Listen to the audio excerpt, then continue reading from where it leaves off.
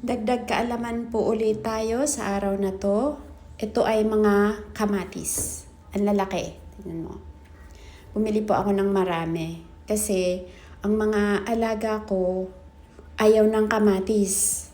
So ang ginawa ko, bili ako ng marami, ihalo ko sa gulay, durugin ko ng maigi. Hindi na nila mapapansin yon.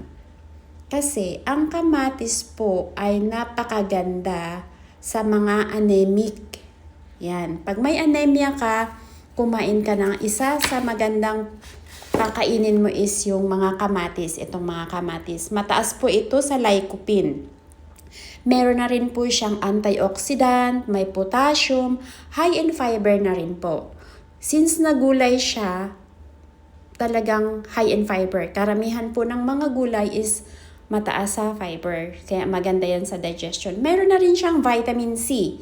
At ito ay nakakatulong sa bad cholesterol ng katawan natin, ang mga kamatis. Kung tawagin is LDL. Sa medical term, ang bad cholesterol is LDL. Kaya, pag nagluto kayo, lagi niyong lagyan ng kamatis. Or kung sino yung may mga anemic, pansinin niyo ayaw nila ng kamatis. Kaya, pakakainin niyo ng kamatis yan.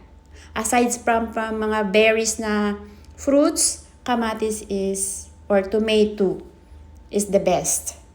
Sana po ay nakakatulong ang informasyon na binibigay ko sa inyo. Huwag niyo pong kalimutan i-inform at i-share. Inform niyo yung mga family members niyo, mga friends niyo na merong anemia or anemic sila. Kumain po sila ng maraming kamatis. Sana po ay napupulutan ng aral ang ating video sa araw na to. Maraming salamat po.